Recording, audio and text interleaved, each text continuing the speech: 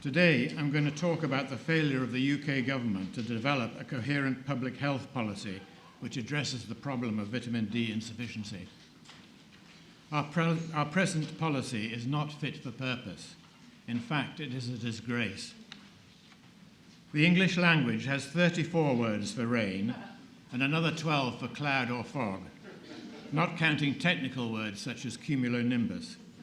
46 words in all. Rain for the British is like snow for the Eskimo. Indeed, our rain and cloud is so pervasive that Scots get little more annual UVB, the wavelength that makes vitamin D, than Eskimos living inside the Arctic Circle. Today, most of us work in offices and don't go out in the sun in the middle of the day when it's strongest, except perhaps at the weekend. We've also been advised to stay out of the sun in the middle of the day for fear of skin cancer. Even nudists, the original sun worshippers, slap on sun cream which blocks the penetration of ultraviolet light into skin, so blocking synthesis of vitamin D, and the result is that almost everyone in the UK gets insufficient vitamin D. When I was a boy, we wore short trousers up to the age of 11 or 12. As you know, boys of all ages today wear long trousers and girls wear tights and leggings, which reduce the amount of sun they get. In addition, television, computers, cars, central heating and air conditioning all encourage indoor living. Furthermore, many cosmetics now contain sunblock that reduces the amount of vitamin D to be obtained by casual exposure of the face and hands to the sun. These changes are probably responsible, at least in part, for the increase in chronic disease which we're seeing now.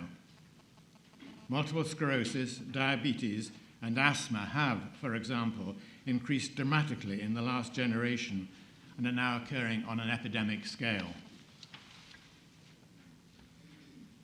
The British Isles as a whole receive less sunshine than most other industrial countries, not just because we are far north, but because we have very cloudy weather. And Scotland has much cloudier weather than England, making it one of the most extreme environments in Europe so far as sunshine is concerned. Here we can see it all on a sunshine map of the UK. The blue and white parts get least sun, and you can see there in the north and west. The sunniest areas, in brown, get about twice as much sunshine as the blue areas, about 1,000 more hours per year. Our weather is cloudy because the prevailing westerly wind brings in dense cloud from the Atlantic. There's little to stop this wet westerly wind from blowing across the lowland corridor linking Glasgow and Edinburgh, where most Scots live, whereas southeastern England gets some protection from the Irish landmass and the mountains of Wales and Cumbria, which draw down precipitation before it's able to cross the country. Summer starts 3 weeks to a month later in Scotland than in England, as any serious gardener will tell you. This histogram shows that UV irradiance in Scotland does not reach the April level of southern England until May. And the southern English get as much sun in September as Scots do in August, because the southern English summer lasts about a month longer. In addition, average air temperatures are of course lower in Scotland, so that people expose less skin. When the weather is considered, it's hardly surprising that Scots are twice as likely as southern English to have a low vitamin D level. This map presents data from Alina Huppinen and colleagues for people aged 45 years. It shows that even in summer, 45% of Scots have a level of vitamin D below 40 nanomoles per litre, a level that may be called deficient, and 75% of Scots fail to reach the 75 nanomole per litre optimum level in summer, compared with 57% of people in southern England. While in winter, 92% of Scots fail to reach the optimum level, compared to 86% of people in southern England. These figures show that vitamin D insufficiency is a very serious problem in all parts of Britain, but Scotland is at the extreme end, and so the overall effects of vitamin D insufficiency are very grave indeed for Scotland. You've probably heard of the French paradox. Well, here is the Scots paradox, better known as the Scottish effect. This graph shows the excess mortality at various ages in Scotland compared with England after correction for deprivation. Mortality of Scots is substantially greater than that of English, the English, across all social classes. Epidemiologists studying the Scottish data say that this excess mortality cannot be explained by diet, smoking, or alcohol consumption. Can't be explained by whiskey or deep-fried Mars bars.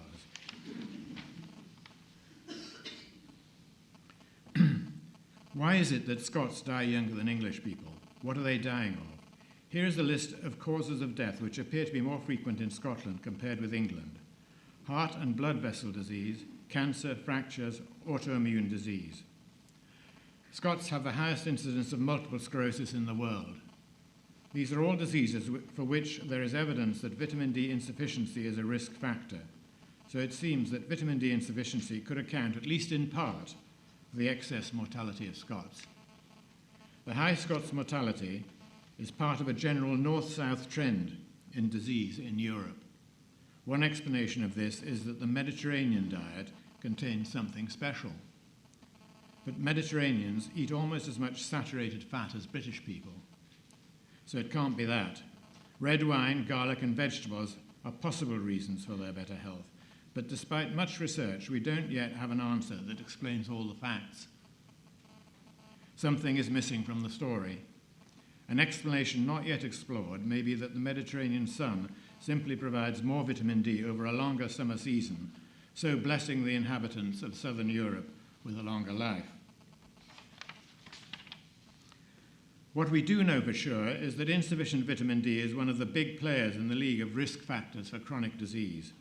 It should be in the list of urgent problems recognized by governments, along with smoking, alcohol, obesity, and diet, but it's seldom mentioned. The UK government does have policies on sunshine and vitamin D, but sadly, they are either mistaken or they don't work.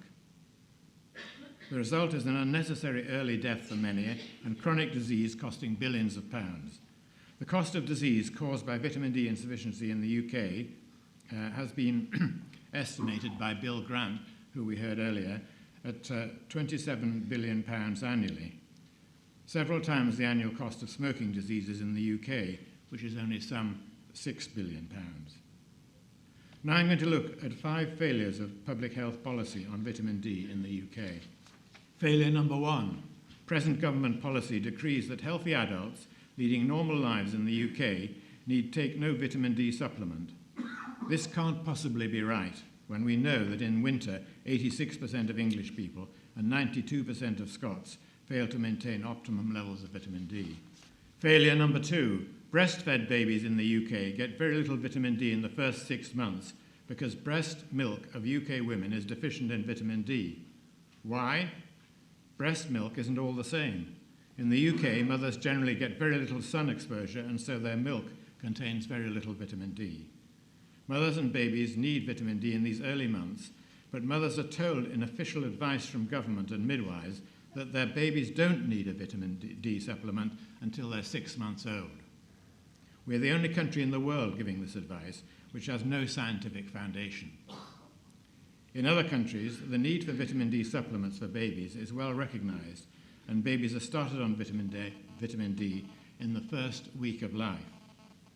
Provision of a vitamin D supplement from the first few days of life can be expected to reduce the risk of multiple sclerosis and diabetes type 1, but we're failing to do it here in the UK. Failure number 3. This cartoon shows Tony Blair being fed cod liver oil. It's a punishment I devised for him after he joked about the nanny state providing cod liver oil, suggesting it was silly and unnecessary. In fact, provision of cod liver oil to British children in 1942 was part of a heroic wartime effort to feed the nation when we were besieged by German submarines. It was an important advance showing how the state could provide health for all by abolishing rickets, which had been a scourge of the city poor for more than a century. Cod liver oil has been replaced by the government's Healthy Start scheme, which is supposed to provide mothers in need and infants from 6 months to 4 years with vitamin D. The scheme is struggling to recover from an abysmal start. In 2008, after the scheme had been going for some years, the Healthy Start vitamins were still supplied to only about 160 women and about 500 babies in the whole of England. When we consider that some 700,000 babies a year are born in England, you can see that the government's scheme was a farce. It's doing slightly better now. Some 5% of babies are said to be getting the government vitamins in some areas. But this means more than 3 million infants up to age 4 are failing to get the vitamin. I could be polite and say that the government policy just is not working. But it needs to be said that the way this government policy has been designed and implemented shows gross ineptitude. Failure number 4. The only foods to be fortified with vitamin D in the UK are margarine, some breakfast cereals, some processed cheeses, and Petit Filou yogurts. But they contain almost negligible amounts of vitamin D. Milk is not fortified in the UK. The Food Standards Agency appears to be against it, saying that there needs to be assessment. Why? The United States and Canada have had fortified milk since the 1930s. Finland, the Irish Republic, and Jordan have recently introduced fortification of food. Why can't we do it? What's the problem? If an assessment is needed, why hasn't it been done? Fortification does not need to be mandatory. The EU now controls health claims for all member states. A health claim is allowed for foods and supplements providing vitamin D. This should be enough to encourage the food industry to develop fortification of foods on a non-mandatory basis. Regrettably, government has shown no interest in exploring and encouraging this possibility. Now we come to failure number 5. This father and son are disobeying advice given over many years by Cancer Research UK and the British government. The father and son are relaxing in the sun in the middle of the day wearing bathing suits. They are tanned, which dermatologists say is unhealthy. Sadly, Cancer Research UK, backed by the dermatology industry, has given mistaken advice on sun exposure for many years. You'll remember their slogan, "There's no such thing as a healthy tan." Wrong, wrong, wrong. There's no scientific evidence for saying this. We can say with hindsight that such advice must have caused many deaths and the loss of many millions of pounds spent on illness caused by vitamin D insufficiency. And that is advice coming from a cancer charity. Until recently, Cancer Research UK have considered only the risks of sun exposure and ignored the benefits.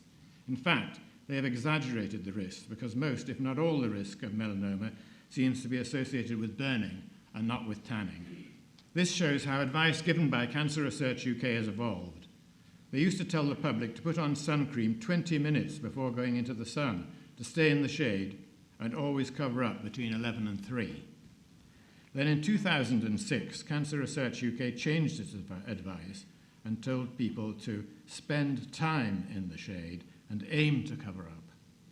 The advice is less dogmatic, yes, but it simply tells people to do what they're likely to be doing anyway, spending time indoors in the shade, as most of us do in offices and buildings most days.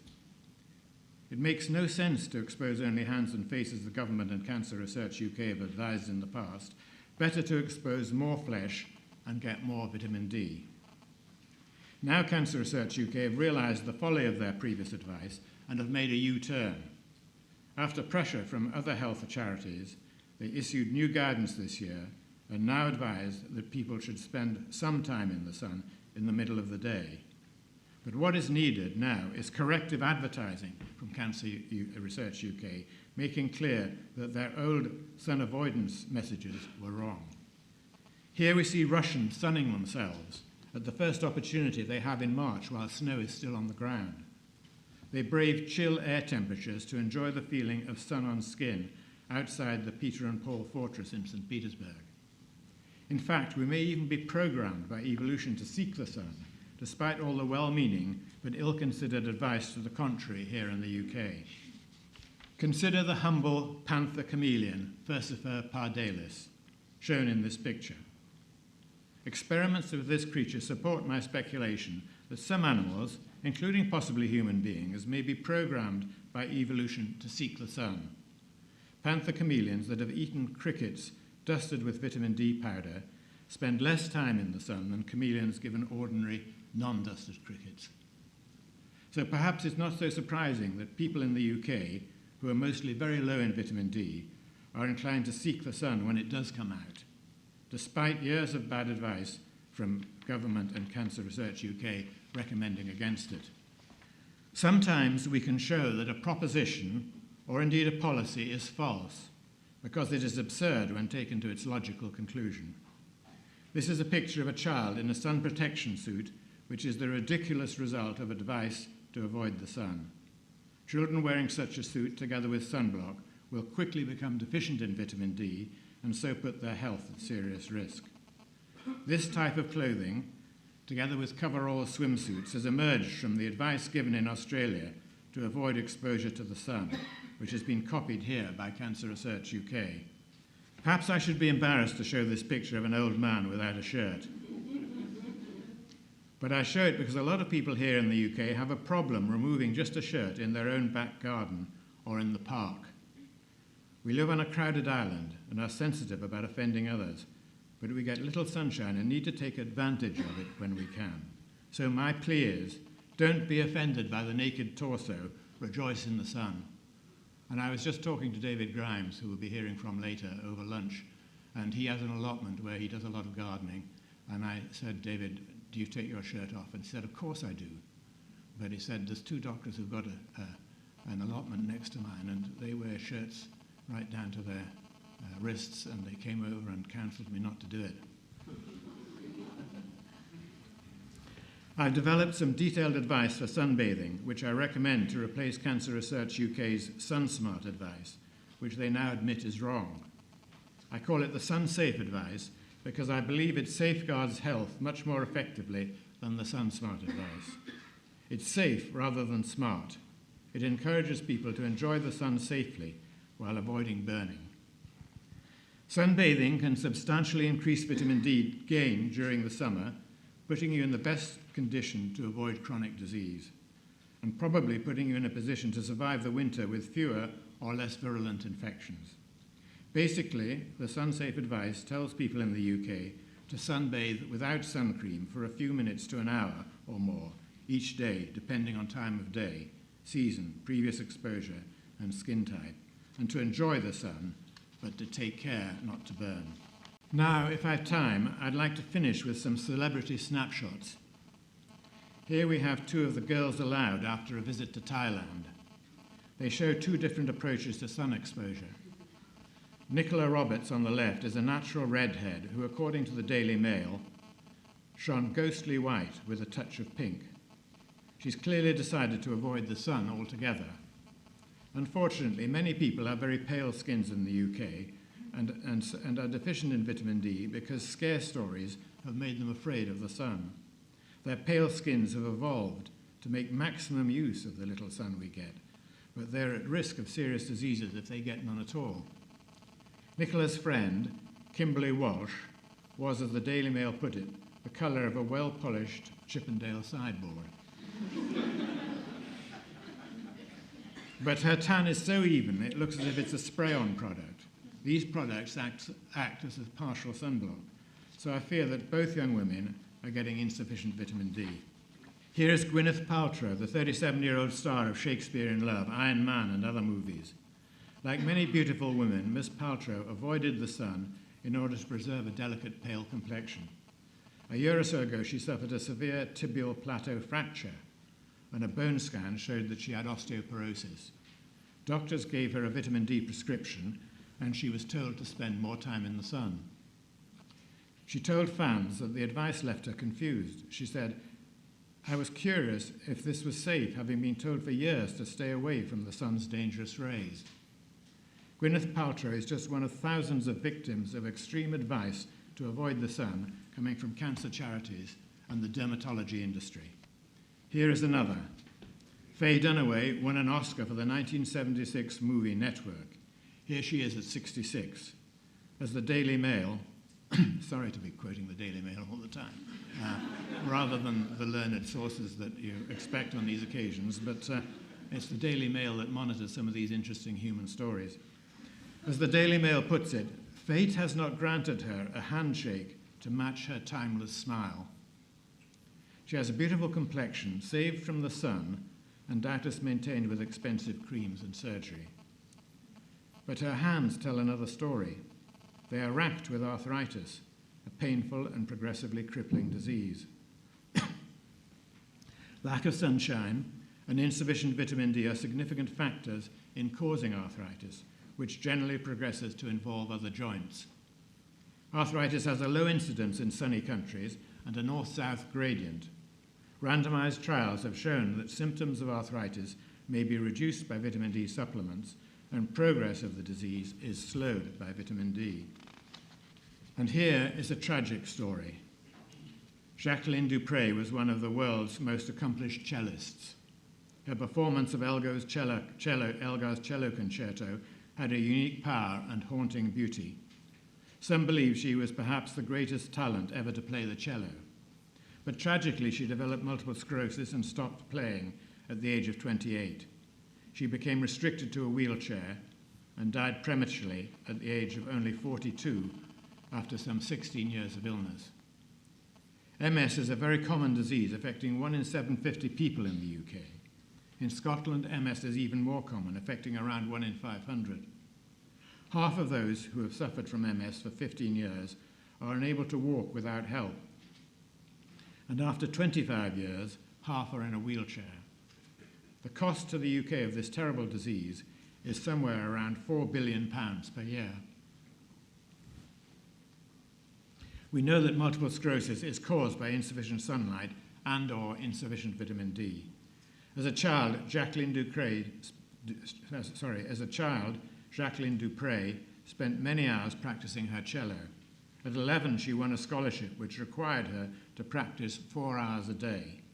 This must have made it difficult for her to go out in the sun, as most other children do.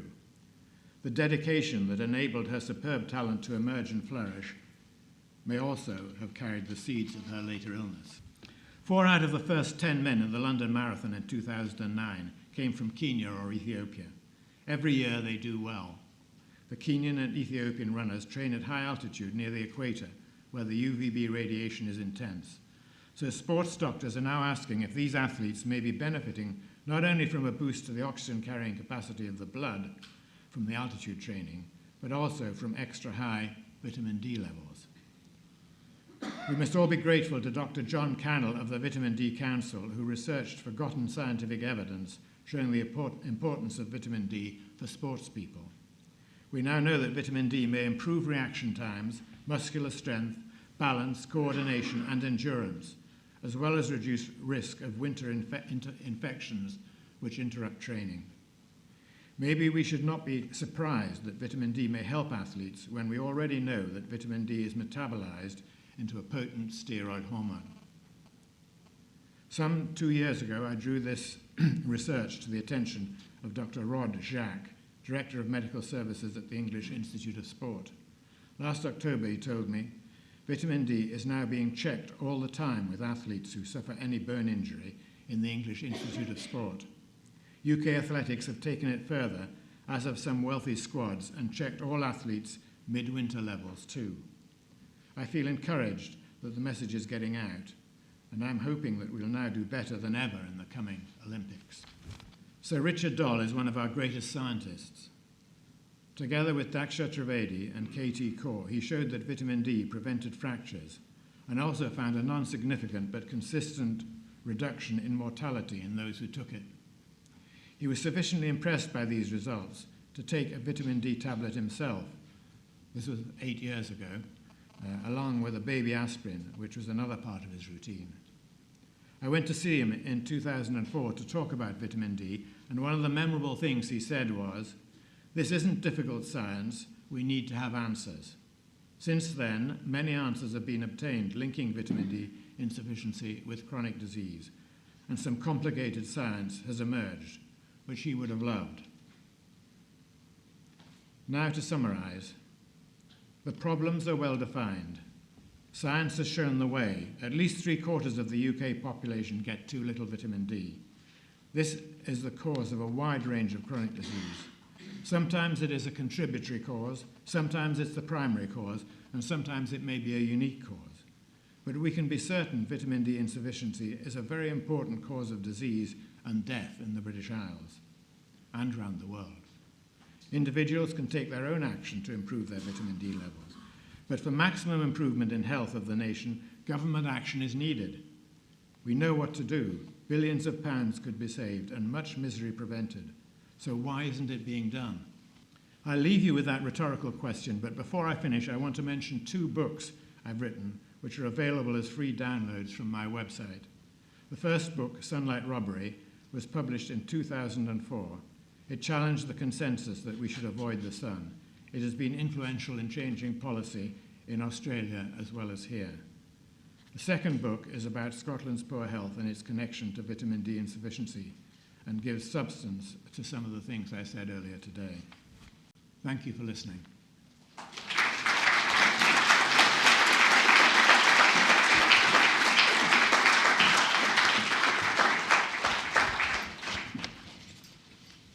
you very much. Any questions or comments on that?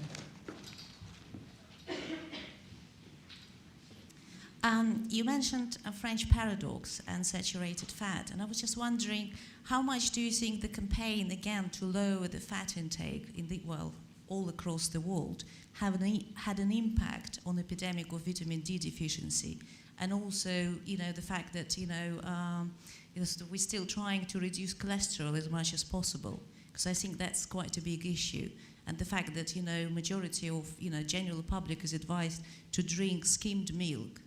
Maybe we have to look at this aspect as well, because vitamin D is a fat soluble, and if we don't have any fat in our diet, it would be virtually impossible to absorb any vitamin D.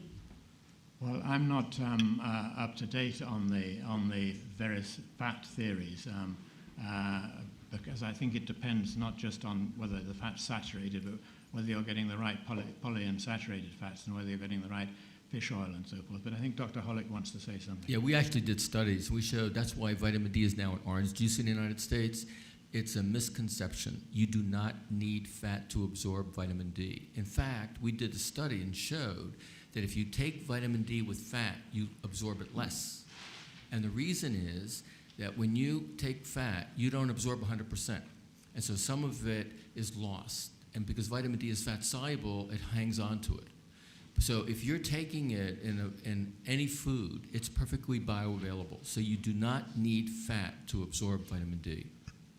You just need to take it with a meal. There is a study which shows that if you take your vitamin D with a meal, you absorb more than if you take it between meals. Yeah, that study, it's only one study, but we've actually done very carefully controlled studies. We've shown that you can put it in corn oil on toast. You can put it in powdered form, on an empty stomach, full stomach. It doesn't make any difference. If you truly look at vitamin D absorption by measuring vitamin D levels after you take it, nobody else has done that. We show that it's no difference. Thank you very much. Thank you, Oliver.